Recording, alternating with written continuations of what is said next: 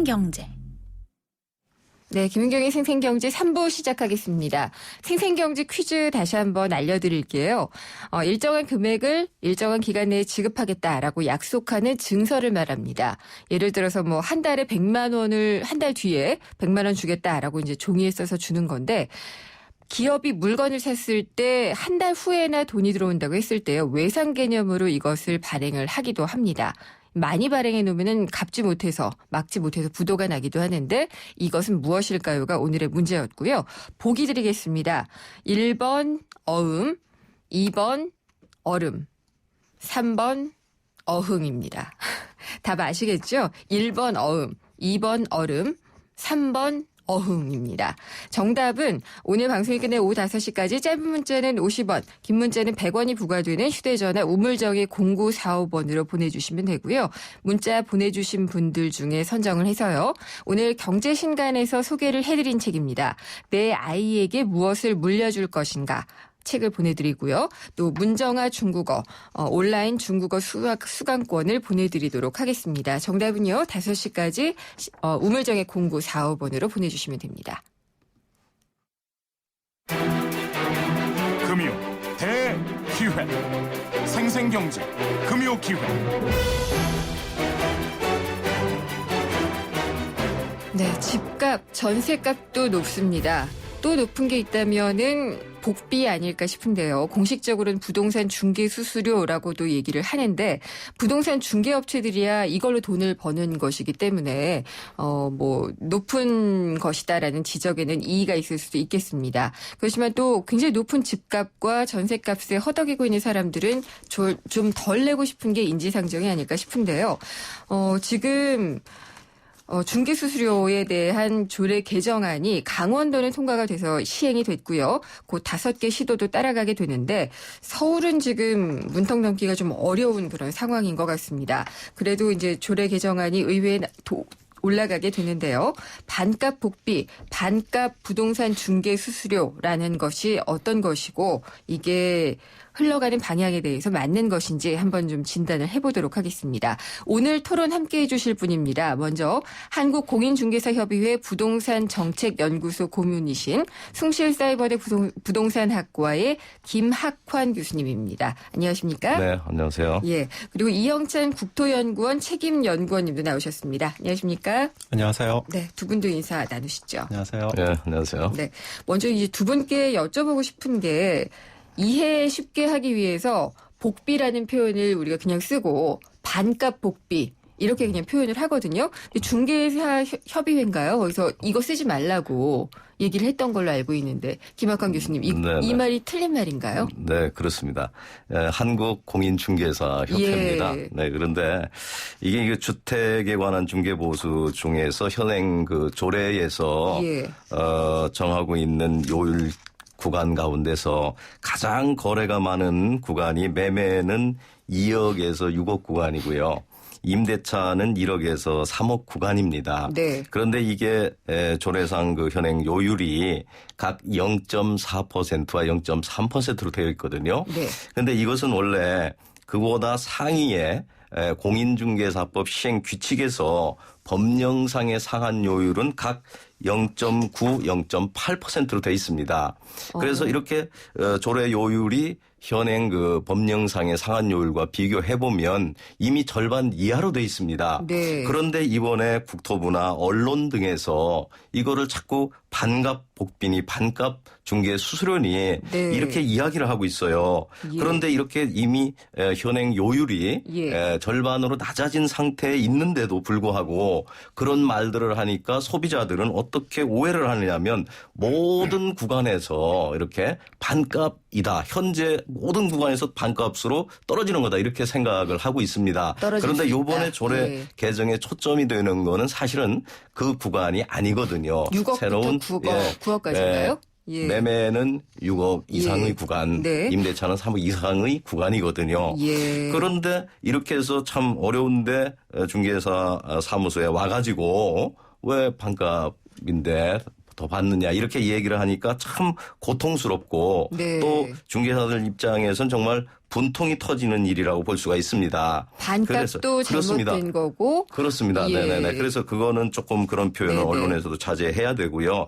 언론에서는 기왕에 좀 바르게 표현하려고 한다면 네. 원래 중개 보수가 법률상의 용어입니다. 중개 보수. 그렇습니다. 그래서 예. 일부 구간에서 중개 보수에 대해서 조정을 하고 있다. 뭐 예. 이런 정도의 좀 표현을 써주면은 네. 좋을 것 같습니다.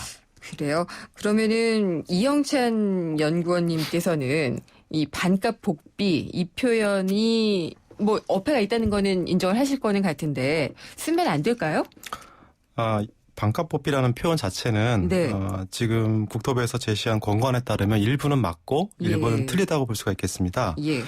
개선안에 따르면 매매 6억에서 9억 구간에는 0.9%, 임대차에는 3억에서 6억 구간이 0.8% 적용되던 것이 네. 이번 개선안은 각각 0.5%, 0.4%로 줄어들었습니다. 그 외에 다른 구간들이 현행을 유지하고 있고요. 네. 그래서 예를 들자면은 3억 3억 전세 같은 경우에는 기존에 240만 원 정도 지불을 했었는데 네. 이번 개선안에 따르면은 120만 원 정도로 하락하기 때문에 이 구간은 반값이 맞겠습니다. 근데 뭐 모든 것에 대해서 이야기를 할 때 제목에 함축해서 혹은 한마디에 함축해서 얘기하기는 어렵기 때문에 오늘 방송에서는 반값 복비 얘기해도 되지 않을까요? 근데 그런 표현은 조금. 그러면은 조금 더 정확하게 하는 걸로 노력을 해보겠습니다. 예. 그러면은 먼저 김학관 교수님께서 네네. 지금 아까 잠깐 얘기는 하셨는데요. 네네. 부동산 중개 보수 이 수수료 요율부터 좀 말씀을 해주시겠어요? 우선 현행 중개 보수 체계는 예. 주택하고 주택 예로 이렇게 보수 체계가 다릅니다.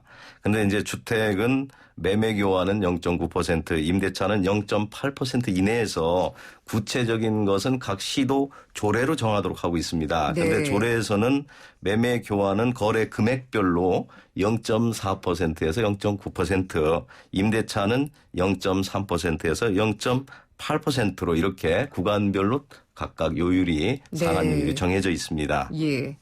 근데 지금 중개보수 수수료율 체계를 바꾸자라는 게 이제 정부가 내놓은 입장이잖아요. 네네. 바꿔야지 되는 건가요?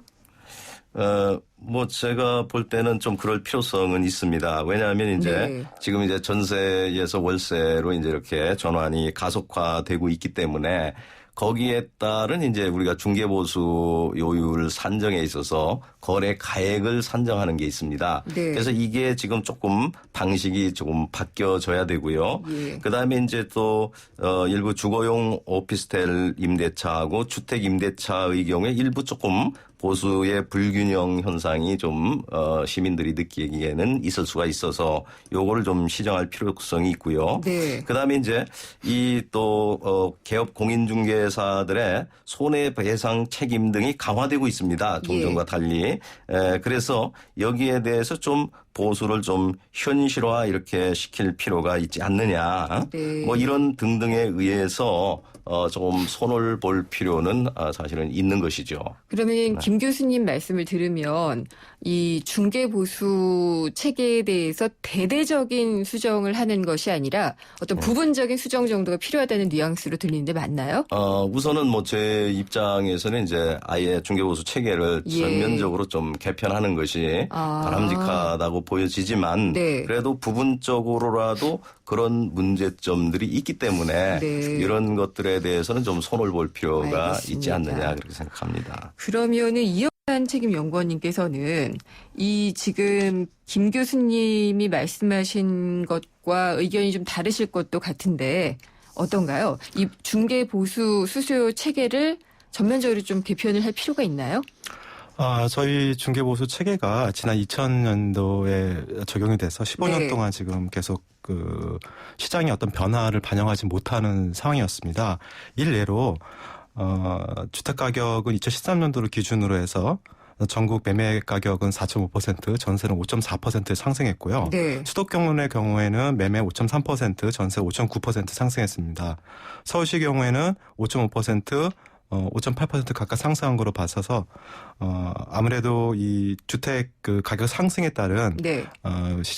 주택 시장의 변화 이런 것들을 현 보수 체계에서는 담아내는데 한계가 있지 않냐. 특히 고가 주택이라든가 예. 이후에 말씀드릴 매매와 임대차 중개보수 역전 현상 이런 부분들은 당연히 마땅히 수정이 돼야 될 것 같고요. 지금 김 교수님이 말씀하신 그 월세 거래 가액이라든가 네. 그 주거용 오피스텔과의 그 형평성 문제, 네. 그 중개보수 현실화 문제 이런 부분들은 뭐 향후 더 논의를 해서 사회적 합의를 이루어야 될 부분이라고 저는 생각이 듭니다. 그러면은 현 시세를 반영을 할 때 전세값이 특히 많이 올랐잖아요. 매매가보다도. 네. 그래서 그걸 반영을 하면은 그 중개 보수 복비라고 부르는 것이 너무 많아질 수가 있다는 건가요? 그러니까 좀 줄여야 된다는 말씀이시죠? 2000년도에 예. 만들어진 중개보수 체계안에 따르면 네. 전세 가격 상승에 따른 그 중개보수 부담이 상당한 것으로 파악이 그렇죠. 됩니다. 지금 서울이 몇 % 오른 거라고 얘기를 하셨죠? 서울의 경우에는 지금 2014년도 기준으로 해서 네. 15년 동안 한 5.8% 네. 해마다 상승한 것으로 나타나고 있습니다. 그렇죠. 그렇게 되니까 이제 중개 보수를 많이 좀 내야지 되는 그런 부분이 있는데 두 분 다 바꿔야지 된다는 건 맞는데 내용은 좀 다르네요. 물론이죠. 네. 예. 교수님은 어떻게 생각하세요? 이 시세가 많이 변했기 때문에 네. 그만큼 좀 부담을 줄여주기 위해서 개편을 해야지 된다는 그런 입장에 대해서는요? 그것은 아니고요. 그런 입장은 줄여줘야 된다라는 네. 개념은 아니고 원래 네. 이제 그 애국과 비교를 하더라도 어떤 우리 부동산 전문가에 의한 어떤 서비스에 대한 대가, 정당한 대가를 지불한다고 하는 측면에서 보면 우리는 중개보수가 상대적으로 낮게 돼 있습니다. 그래서 어느 정도 그거를 좀 이렇게 현실화시킬 필요도 있는 거고요. 네. 또 하나는 이제 거래 가액이 올라가면 네. 거기에 따라서 중개사들의 손해배상 책임을 지는 범위도 네. 늘어나게 됩니다. 예. 그래서 이런 거를 조금 고려해 줄 필요가 있지 않느냐 하는 관점이죠. 그렇군요. 그리고 지금 강원도에서는 이 조례 개정안이 통과가 돼서 시행이 되고 있고요. 경기도도 그렇고 이제 인천에서는 시행을 앞두고 있죠. 조례가 개정안이 통과가 돼서 그리고 점점 더 확산이 될 것은 같은데 서울에서는 계속 막히고 있다 이런 얘기가 좀 나오고 있고. 근데 국토교통부의 권고안이 그대로 좀 시행이 되고 있는 상황으로 봐야지 되는 건가요? 어떤가요? 이영찬 연구원님. 네, 서울은 지금 진행 중에 있고 네. 다른 시도는 지금 권고안에 따라서 시행을 하고 있는 걸로 알고 있습니다. 네. 많은 지역에서. 근데 많은 지역에서 시행이 되고 있는데 의외로가 아니라 서울은 잘 안 되는 것이 아무래도 좀 눈치를 보거나 혹은 이제 고가 주택들이 좀 많거나 이런 게 좀 이유가 되지 않을까요? 네, 맞습니다. 서울시가 특히 논의가 이제 더딘 이유를 저는 3가지 정도로 파악을 해봤습니다. 네. 그 평균 주택 거래 금액이 다른 지역에 비해서 높고요. 주택 거래량도 많고 네. 중개업소도 상당히 많은 것으로 나타났습니다. 자세히 살펴보면 2014년도 5월 현재에 전국 평균 주택 매매 가격은 한 2억 3천만 원 정도 되고요. 예. 서울의 경우에는 4억 4천만 원 정도 됩니다. 전세 가격 같은 경우에는 전국 평균 1억 4천만 원이고 서울시 같은 경우는 2억 5천만 원 정도가 됩니다. 네. 특히 이건 주택 전체를 가리키는 거고요. 서울의 아파트 전세는 2014년도 5월 현재 3억 262만 원으로 이미 3억을 넘어가고 있습니다. 예. 이렇게 주택 가격이 지금 상당히 높은 것으로 나타냈고 특히 이번에 권고안이 되고 있는 매매 6억에서 9억 이 사이에는 서울이 한 16.6%, 전세는 서울 25.4%로 매매는 6가구당 하나, 네. 전세는 4가구당 하나가 요 구간에 적용을 받게 됩니다.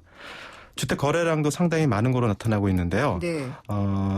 2014년도 8월까지 전국 약 한 48만 건 정도 주택이 거래가 되고 있는데 서울의 경우에는 6억에서 9억의 매매는 10.9%, 임대차 3억에서 6억은 9.2%로 매매는 전국 대비 3배, 임대차는 2배 이상 거래량이 많은 걸로 나타나고 있습니다.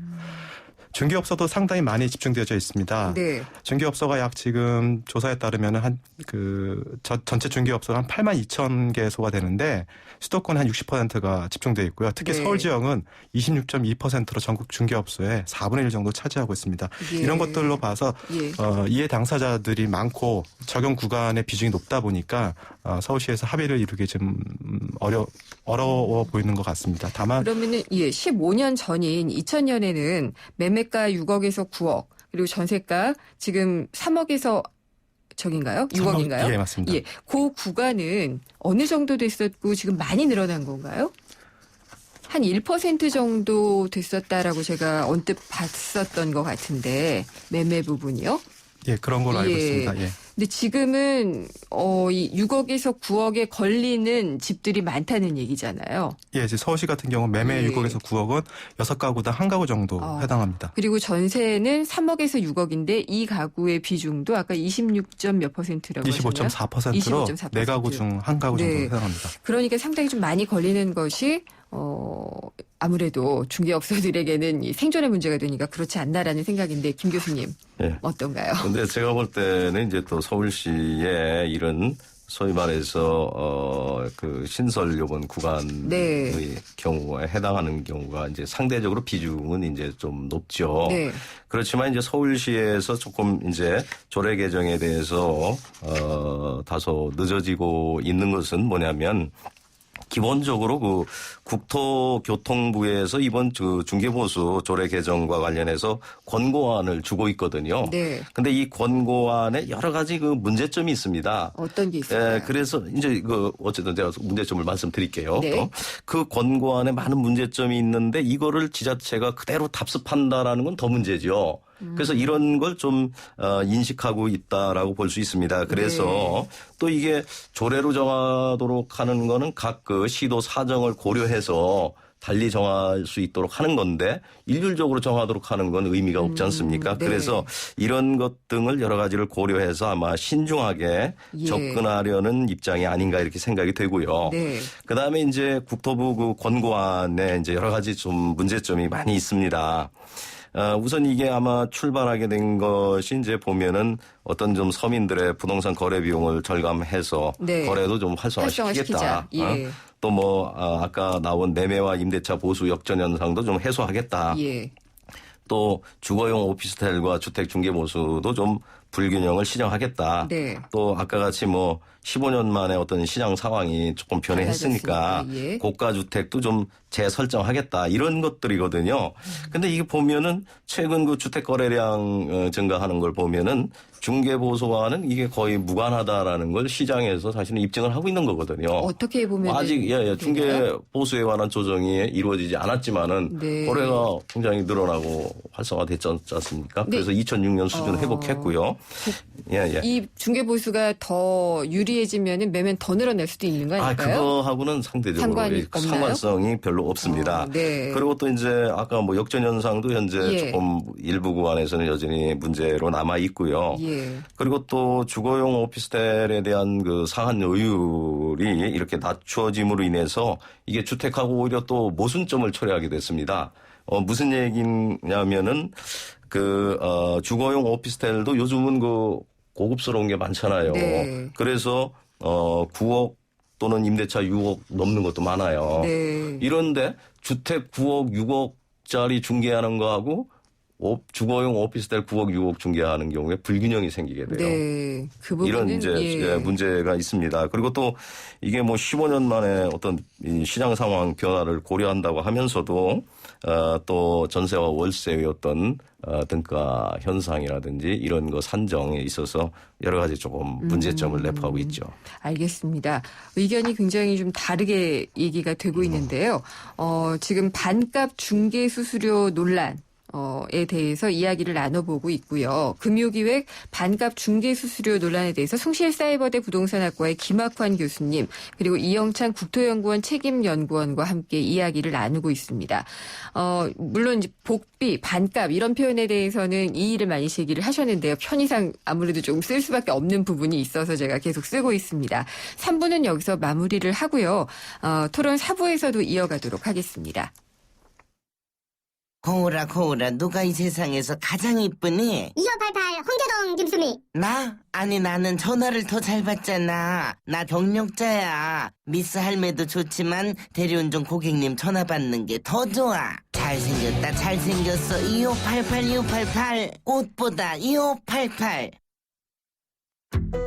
경제를 위한 바른 시각, 본질에 다가가는 심층 분석, 가치를 추구하는 정확한 해석. YTN 라디오 김윤경의 생생경제. 네, 모든 사람이 꿈꾸는 내일 롯데건설 협찬으로 김윤경의 생생경제 4부 시작하겠습니다.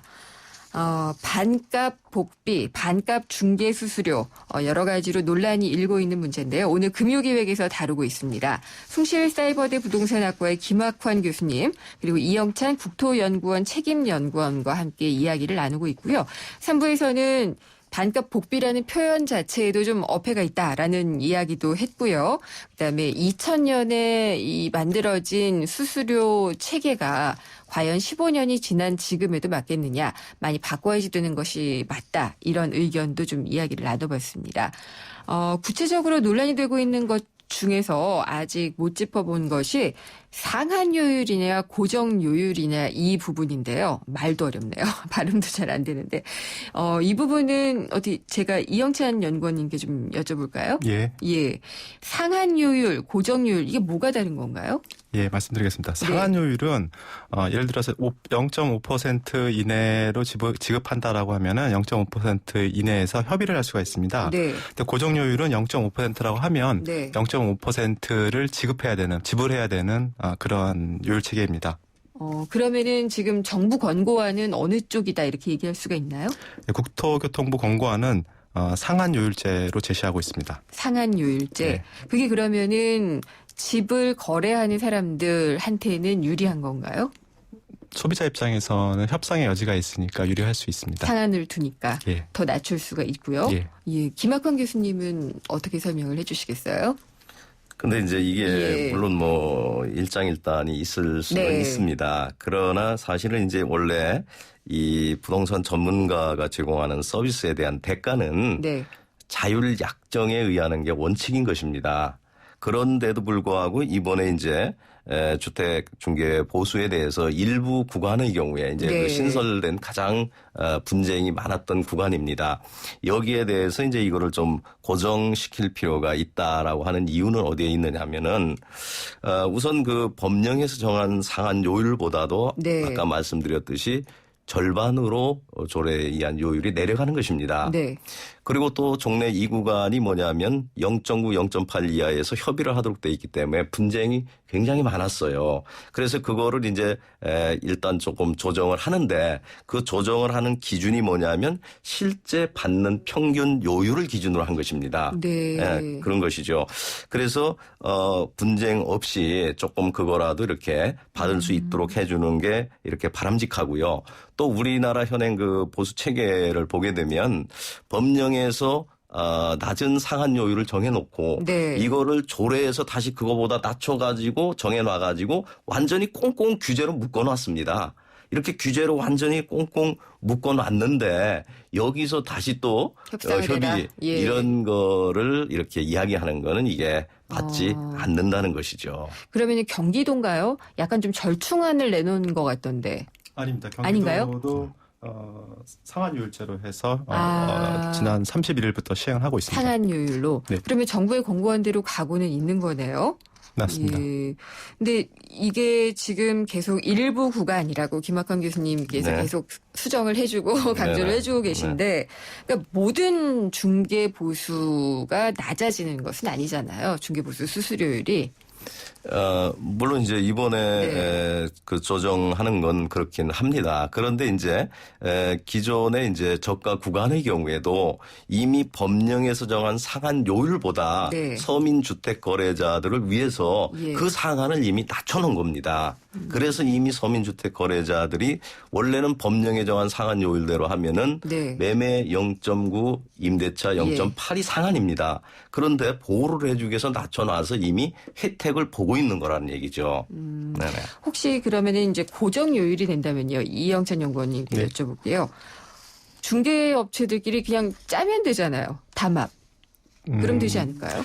고정요율제는 그 시장에 있어서 아주 예. 커다란 폐해를 가져올 수가 있겠습니다. 몇 예. 가지 제가 말씀을 드리자면 네. 일단 가격 기능을 무시할 수가 있겠습니다. 시장에서는 자율적으로 경쟁하는 것이 원칙인데 이것을 제한함으로써 공정한 가격 형성을 저해하고요.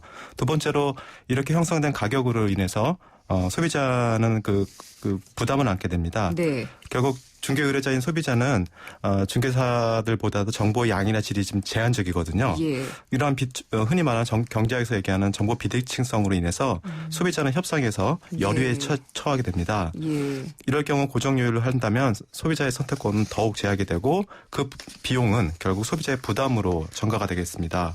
또한 경쟁을 제한하기 때문에 중개업체 전체에 갈등을 야기할 수도 있습니다. 고정요율 예. 자체가 일시적으로 개별 공인중개사의 이익을 담보할 수는 있겠지만 네. 시장에서의 그 높은 가격으로 형성되어져 있는 가격은 지속적으로 가격 하락의 압박을 받을 수 있겠습니다. 결국 가격 경쟁을 통해서 많은 그 경쟁력이 있는 공인중개 업체들이 도태하는 네. 현상이 벌어질 수도 있겠고요. 결국 이런 가격 단합을 유지하려면은 사회적 비용이 유발하고 이 사회적 네. 비용은 결국 소비자의 부담으로 전가가 됩니다. 또한 고정요율 이하로 거래가 될 경우에 행정처분을 받아야 합니다. 이럴 경우에 경쟁력 있는 중개사는 결국 범법자가 되고요. 이를 처분하기 위해서는 추가적인 행정력이 동원되고 네. 또 추가적인 세금, 불필요한 세금들이 쓰이게 됩니다. 마지막으로 저희가 이제 관례적으로 임대차를 재계약할 경우에 임대인과 임차인하고 쌍방이 자율적으로 계약을 한 다음에 네. 공인중개사에게 소위 이제는 뭐 대필 뭐 이런 정도의 네. 그 소규모 비용을 지불하는 경우가 있는데 예. 이런 경우도 이제 범법행위가 되겠죠. 그래서 고정요율로 거래할 경우에 네. 중개 의뢰자들은 그 중개 시장을 통하지 않고 사적으로 이제는 거래를 하기 때문에 중개 시장이 더 성장할 수 있는 유인을 네. 잃게 됩니다. 그러니까 시장의 어떤 그 자율적인 기능 자체를 없앨 수 있는 게 고정 요율이라고 보신 것 같은데 김학관 교수님은 반대 의견이실 것 같아요. 그거는 조금 예. 잘못된 시각이고요. 왜 그러냐 하면은 네. 적어도 어떤 그 사업자들이 담합을 하고 불공정 거래 운운이 될 수 있는 거는 적어도 자율적으로 약정을 하거나 그 어떤 보수 자체를 사업자 또는 협회에서 네. 이거를 일률적으로 이렇게 만들거나 이런 체계 또는 적어도 그 상한의 범위가 좀 어느 정도 여유가 있고 넓은 경우에 해당될 수 있는 문제입니다. 그런데 현재는 그런 여지가 없이 아주 최저 수준으로 낮춰놓을 대로 낮춰놓은 겁니다. 네. 그리고 또 아무리 저기 하더라도 전문가가 제공하는 서비스에 대한 최소한의 정당한 대가가 있는 겁니다. 우리가 제조품에도 원가가 있는 거 아닙니까? 네. 그래서 내리간다고 하더라도 그건 한계가 있는 겁니다. 서비스의 원가가 그렇습니다. 있어야 예. 된다는 예. 얘기군요. 그래서 뭐 어떤 원가 분석을 예. 해서 어떤 저기를 안 한다고 하더라도 네. 그런 것들이 있는 것입니다. 그리고 만약에 이게 일단 고정요율로 한다고 해서 여기에 대해서 반드시 처벌 규정을 둬야 되는 것은 이것은 아닌 것입니다. 왜 그러냐면 우리가 어떤 거를 정률로 정해놨다고 하더라도 그거를 꼭 관철시키기 위해서 법적인 강제를 해야 될 거냐 아니냐 하는 것은 입법 정책상의 문제에 불과한 것입니다. 네. 예를 들면은 고정으로 해놨다고 해서 그거보다 아까 같이 재계약을 하거나 뭐 예. 했을 때 좀 수고가 덜했다 해서 그거보다 이하로 받는다고 해서 소비자에게 유리한 건데 이거를 꼭 관철시키기 위해서 처벌 규정을 둘 이유는 없는 거죠. 보는 관점이 완전히 그렇습니다. 달라지는데요. 근데 과거에 담합을 했다는 의혹, 혐의는 있잖아요. 그런 사례는 없었고요. 아, 그거는 그런가요? 이제 다른 예. 정보망과 네. 관련된 그런 내용이었습니다. 알겠습니다. 네네. 그리고 지금 김 교수님께 다시 또 질문을 드리게 되는데 네. 집값 계속 하락 국면에 있을 때 중개업소들 다 문 닫는다, 힘들다 이런 얘기 많았었는데 요즘 좀 어떤가요, 분위기가? 요즘도 이제 뭐 거래량은 이제 조금 회복이 네. 되었습니다만은 그 대신 이제 바로 이제 신규로 중개사무소를 개설하는 네. 공인중개사 숫자가 많이 늘어났습니다. 지금 한 네. 8만 6천 명까지 이렇게 육박하고 있는 상태입니다. 그래서 상당히 경쟁이 치열한 이와 같은 그 상태이고요. 또 여기다가 이미 오피스텔 주거용 오피스텔 중개 보수에 대해서는 이거를 거의 폭거에 가까운 수준으로 내려놨습니다. 예. 여기다가 또 이번에 주택에 관한 중개 보수까지 이렇게 네. 내리게 되니까 이건 거의 정말 중개사무소 경영하기가 어렵고요. 네. 그래서 이렇게 신규 진출자도 많지만은 막 20%에 달하는 중개사무소가 문을 닫고 있고요. 또 여기에 이제 중개사무소를 하는 사람들이 대개 중장년층 아닙니까? 네. 이런 데서 이게 상당히 좀 문제점이 심각하다고 볼 수 있는 겁니다. 네. 저기 이형찬 연구원님께 그러면은 질문을 바꿔서 드릴게요. 네. 이 중개업소들 지금 다시 좀 살아내려고 하는데 이 반값 중개 보수 수수료 이것 때문에 또 생존권이 박탈당한다라는 그런 주장도 그 업계 내에서는 또 나오고 있거든요. 네. 예. 그 부분에 대한 고려도 분명히 정부는 했을 텐데 어떤가요? 예, 저 지금 중개사 자격증을 소지하고 있으신 분들 중에서 네. 약 23%가 지금 영업 활동을 하고 있습니다. 네.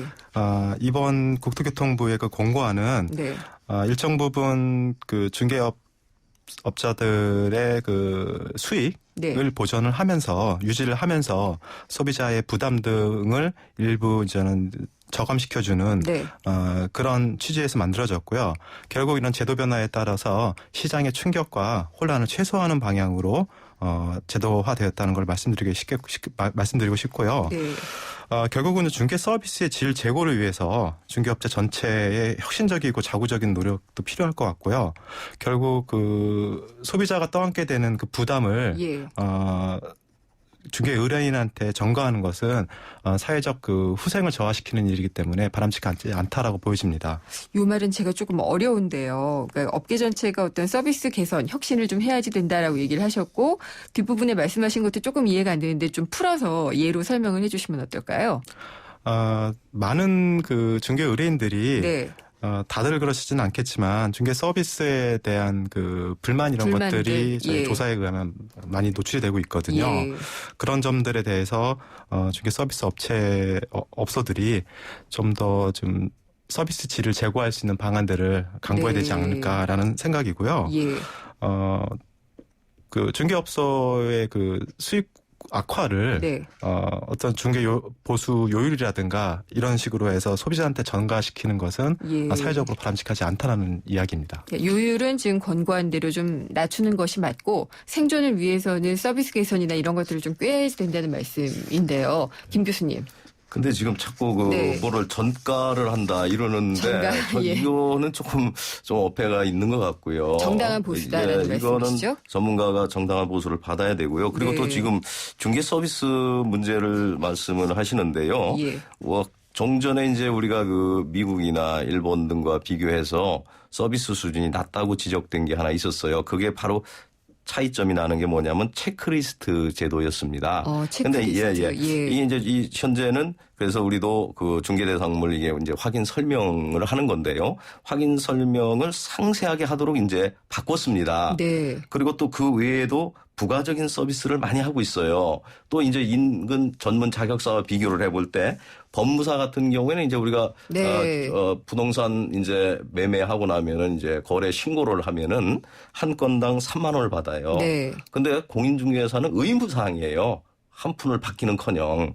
그리고 또 재산 취득에 관한 상담을 하는 건 원래 공인중개사의 업무잖아요. 네. 이게 어떻게 보면. 근데 법무사가 이걸 하면은 30만 원 이상의 보수를 상담료를 받습니다. 네.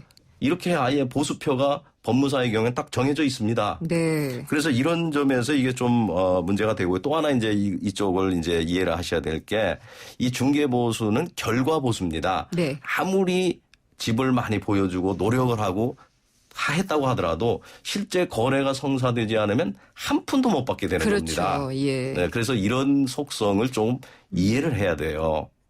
법무사하고 공인중개사하고 이렇게 받는 보수가 다른 것은 어떤 문화적인 형성이 그렇게 된 건가요? 왜 이렇게 됐죠?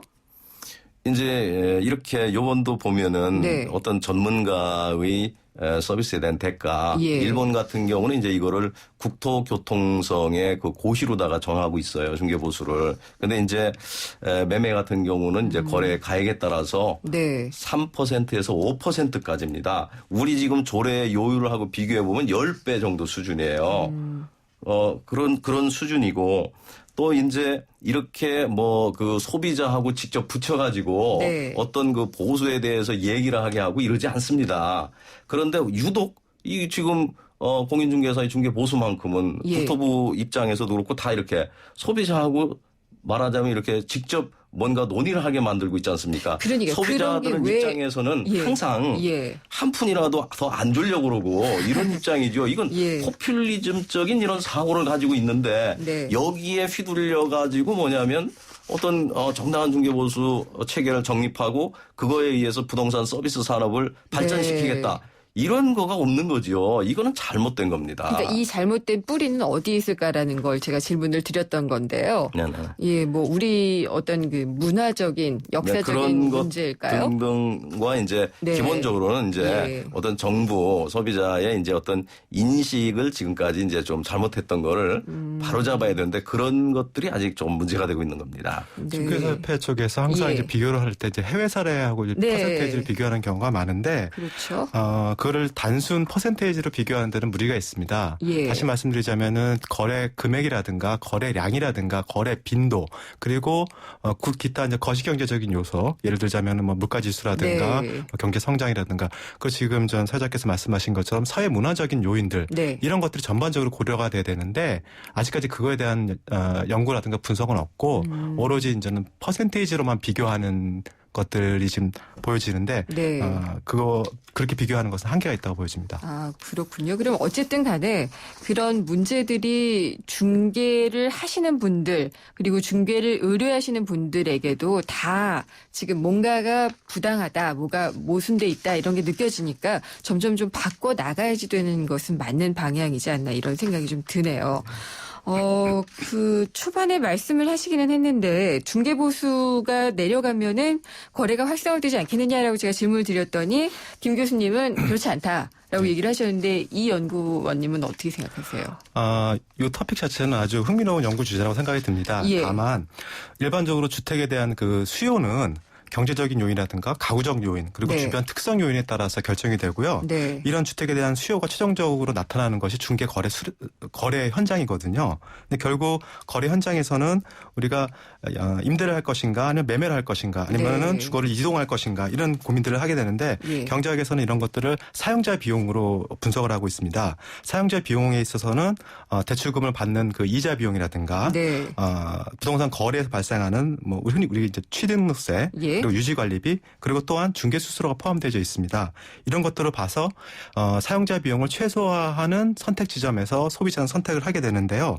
결국 거래 부동산 그 수수료가 낮아졌다고 해서 거래가 활성화됐다라고는 얘기는 못하지만 소비자의 선택에 있어서는 네. 중개 수수료 자체가 큰 영향을 미치고 있습니다. 미칠 수 영향을 있습니다. 미칠 수 있는 변수다라고 보는 걸 텐데 김 교수님은 아까 아니다라고 말씀을 해주셨으니까 네. 예, 뭐 답변은 들은 걸로 하도록 하겠고요.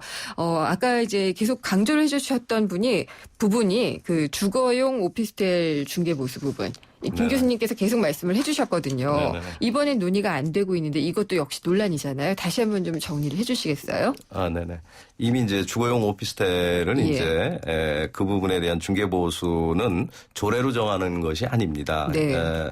공인중개사법 시행 규칙으로 정하는 거라 이미 개정이 됐습니다. 네. 그래서 상한이 이렇게 낮춰졌는데 네. 문제는 이제 그 주거용이라고 하는 기준 자체가 지금 애매하게 되어 있습니다. 네. 왜냐하면 요즘에 오피스텔은 뭐 다 그 빌트인으로 되어 있지 않습니까? 예. 이러니까 이런 걸 기준으로 해서 따지면 다 주거용이 될 수가 있습니다. 잠재적으로 다 될 수가 그렇습니다. 있죠. 그럼 예. 그렇게 되면 잘못하면 이게 모든 그 오피스텔에 대한 이제 그 중개보수를 낮추는 네. 이런 결과가 될 수 있고요. 예. 또 이제 이게 그 외에 1가구 2주택 문제라든지 부가세, 황금 문제 이런 네. 거하고도 다 연결이 이렇게 되어져 있고요. 또 한 가지 이제 문제점은 뭐냐면 이제 우리가 이제 요즘은 이게 전세가 월세로 이렇게 전환이 되지 않습니까? 그런데 요번에 그 주택 중개 보수 어떤 개정의 초점이 네. 이렇게 이상적 구조적 문제로 인해서 이상적인 전세가 급등이라는 거 여기에 초점이 맞춰져 있다는 얘기죠. 앞으로는 이제 향후는 이게 전세 제도가 어떻게 될지 몰라요. 운명이. 네. 이런데 여기다가 초점을 맞춰가지고 중개보수를 근시안적으로 이렇게 손을 보려고 한다는 겁니다. 예를 들면 지금 2억 9천짜리 전세를 중개를 하게 되면요. 현행 요율대로 따지면은 87만 원 이렇게 받게 됩니다. 중개보수를. 네. 그런데 이게 이제 2억 9천짜리가 지금 이제 월세를 놓게 되면요. 적어도 보증금 5천에 월세 100만 원이나 보증금 1억을 하면 월세 80만 원이에요. 네. 그럼 이거를 이제 가액을 산정해서 중개보수를 따져보면은요. 한 45만 원 정도 이렇게 될 수 있어요. 그러면 이거하고 차이가 엄청나요. 그렇네요. 같은 이렇게 중개를 예. 하면서 이렇게 좀 이런 거에서도 등가성이 좀 인정이 돼야 돼요. 네. 또 이게 이제 뭐가 안 맞느냐면 원래 그 이제 우리가 보증금 플러스 월세 곱하기 100을 해서 거래가액을 산정하는데요.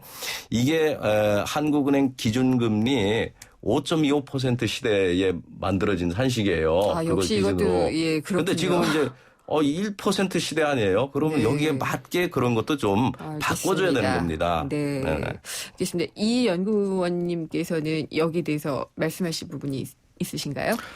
예, 먼저 오피스텔의 예. 경우에 중개 보수가 개선된 내용들을 네. 먼저 말씀을 드리도록 할게요. 개선된 내용들. 예. 네. 기존의 오피스텔은 뭐 주거용이든 비주거용이든 관계없이 0.9% 이내에서 협의를 하도록 되어져 있습니다.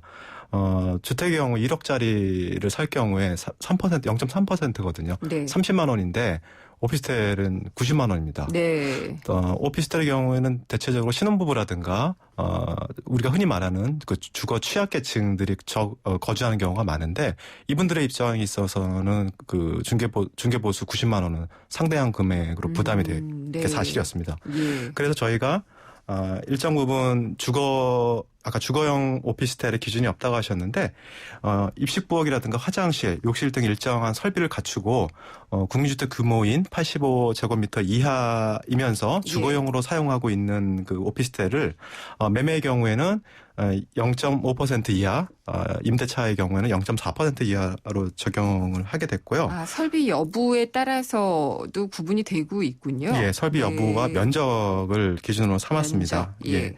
그리고 이러한 오피스텔에 해당하는 비중들을 보면은 2013년대 전국 오피스텔이 한 43만 호가 되고요. 네. 지금 아까 제가 말씀드린 85제곱미터 이하는 약 40만 호 정도 돼서 한 92.4%를 차지하고 있습니다. 네. 이 중에서 주거용은 한 26%, 주거와 업무를 겸용하는 경우는 한 61%로서 알겠습니다. 약 한 35만 원 정도가 이번 그 주거용 오피스텔의 중개보수 적용을 받을 거로 보여집니다. 알겠습니다. 점점 개선이 되고 있다는 점을 강조를 해주셨고요. 김 교수님은 근본적인 문제를 좀 지적을 해주신 것 같은데 이거는 제가 짧게 질문을 드리고 싶은데 시간이 없군요. 서울시 어떻게 될지에 대해서 좀 질문을 드리고 싶었는데 금요기획 맞춰야지 될 시간인 것 같습니다. 저희 맨 마지막에 정의를 내리고 끝나는데요. 부동산 중개 수수료는 뭐다? 이렇게 한마디씩 좀 부탁을 드릴게요. 먼저 김 교수님. 예. 이제 부동산 중개 중개 수수료. 보수인데요. 예, 중개 보수는? 중개 보수는 전문가의 서비스에 대한 정당한 대가입니다. 정당한 대가다. 네. 예, 알겠습니다.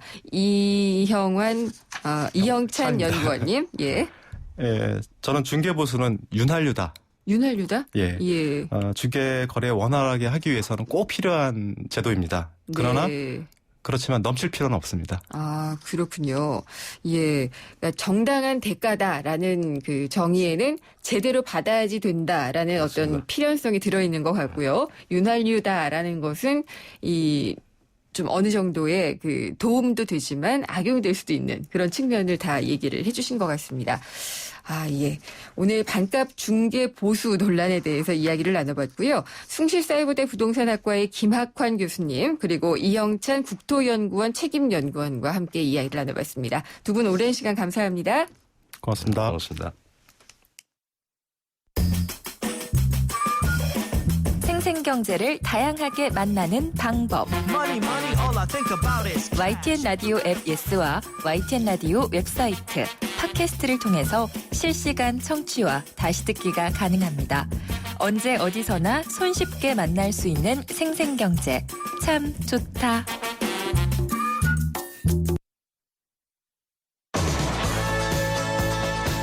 네, 김은경의 생생경제 오늘 준비한 수사는 여기까지입니다.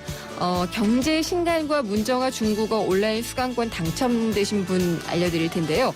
5080님 외 9분이고요. 제작진이 바로 연락을 드리도록 하겠습니다.